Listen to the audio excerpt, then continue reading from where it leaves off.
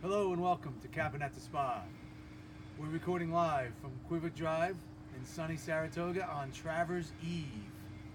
We're looking forward to a great day today, tomorrow, and Sunday.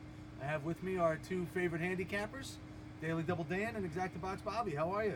Well, Doing good, ready for a big day. Okay, beautiful. Today's State Bred Day. Some maiden races early in the card. There's really not much to talk about there. I just want to mention English Soul in race 5. We all like English Soul. It's the Yadu $150,000 race. We just found out 55, the one horse is scratched.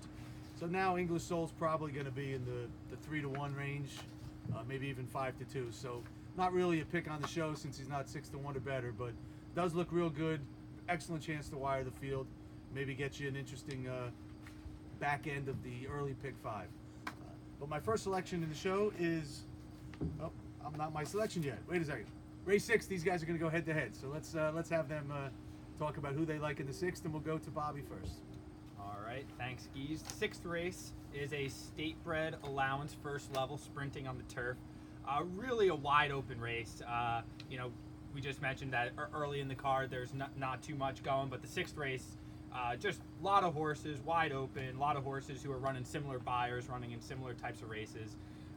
So in those sorts of races, I like to look for an outsider, and that's where I landed on in here with the 5-horse Preferred Outcome, 12-1 on the morning line. Anthony Ferraro, sort of connections that aren't really well known at Saratoga, which I like because I think that's going to increase the price a bit. This horse is a Finger Lakes horse primarily. Been in pretty good form last year and this year. Just came back off a 6-month layoff. Ran really well on the dirt, 73 buyer. You'll notice all his past 12 or 13 or so races on the form are all on the dirt. He does have back turf experience though. Ran twice on the Saratoga turf earlier on in his career with a 2nd and a 3rd, top buyer of 65.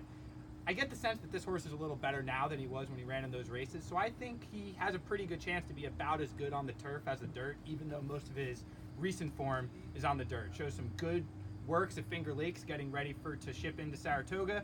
Has good tactical speed in a turf sprint where it doesn't look like there's actually that much speed, or at least there's no committed front runner. So I'm looking for Preferred Outcome to sit maybe 2nd or 3rd, get first jump and hold him off. All right, excellent. A rather long-winded approach, but we're going to see what Danny has to say. He's going head to head. all right, looking at the same race as Robert said, it's a pretty wide open race. A lot of horses, have a chance here. Looking for a price. I like the 7 here, Constant Night. Shout out to Stacey, Capo, Harry Canner. You guys are the real Constant Knights. But looking at him, 10-1 on the morning line. Couple things I like. 2nd best buyer this year on turf in 2019. He has 4 straight races of improving buyers, getting better every single race. Bobby said he likes trainers that aren't so well known around here. Mary Black never ran a horse at Saratoga this year. And why is she bringing him here from Monmouth? Obviously, has some confidence in it here. And horses coming from Monmouth to Saratoga have been translating well all year.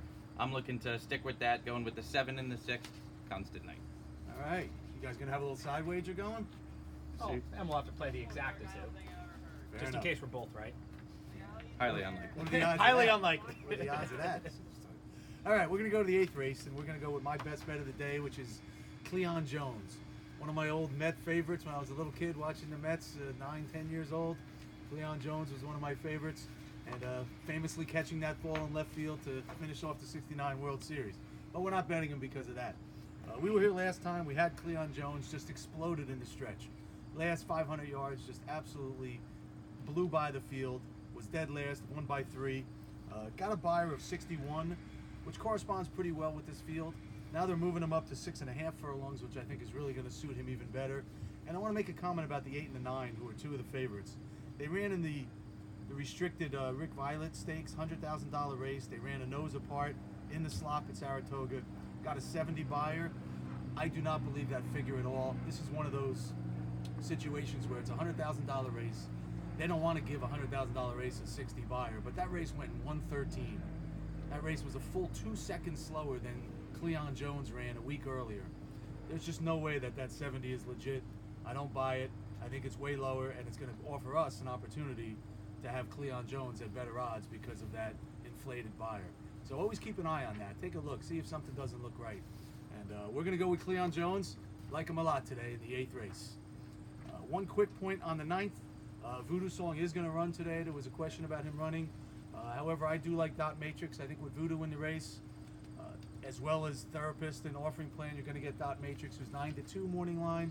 I'm thinking you're going to get him at about 4-1, and I really like him a lot with Brad Cox, 1-for-1 over the surface, coming off a couple races out in the Midwest. I like him a lot also. We're going to go to the 10th and go to Bobby. Yep, so the 10th race is the State-Bred Albany Stakes, mile and an eighth on the dirt for 3-year-old males. My selection is going to be the 6-horse, Funny Guy. This is an interesting race. It's a lot of horses who have been running against each other in the State-Bred ranks. You got Bankit, you got Blind Willie McTell, Funny Guy, Not That Brady. Based on the morning lines, Funny Guy is potentially going to be the longest price of this group, and I think he's in with a big chance. He ran okay last 2 times out on the turf, losing to a really good horse, Rinaldi. Buyers were a little light, but if you look 3 and 4 races back, going back on the dirt where he traded wins with Blind Willie McTell, running an 87 and an 83 buyer, I'm going to be looking for him getting back to the dirt to sort of reprise that form.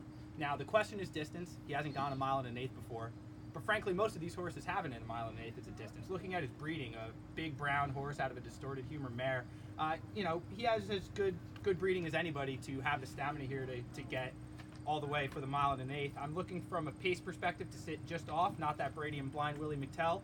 Hope Blind Willie McTell pushes Not That Brady just a little bit, and Funny Guy is able to come get him at the end.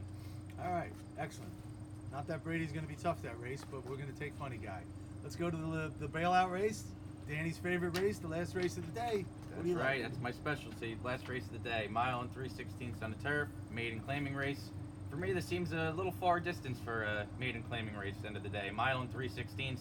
Looking at the past performances here, only one horse has ever run farther than a mile and 3/16. So a lot of these horses, stretching out, a lot of them I don't think are going to be able to run this distance. I think we have a vulnerable favorite in the 2, Wacky Pal here, 7-5, trying to stretch out on the lead. And I like the 12 here, Millie's Party Boy. And New Jersey guys who bet on the TVG app know this could be, an acceptable explanation. Just have a gut feeling about this one. I don't think I need to say anything other than that. Race 11, the 12 horse, Millie's Party Boy, gut feeling. All right, listen, you better have a gut feeling. The horse is 0 for 14 on the grass. Let's hope today's the day. No. All right, folks, remember to tune in again tonight. Later tonight, we'll be posting our Travers show from the track, from the picnic area. So we're excited about that. We're hoping to make some money today, give you some horses tonight, and have an awesome day on Travers. So let's go get them, and here's hoping that today Is your day.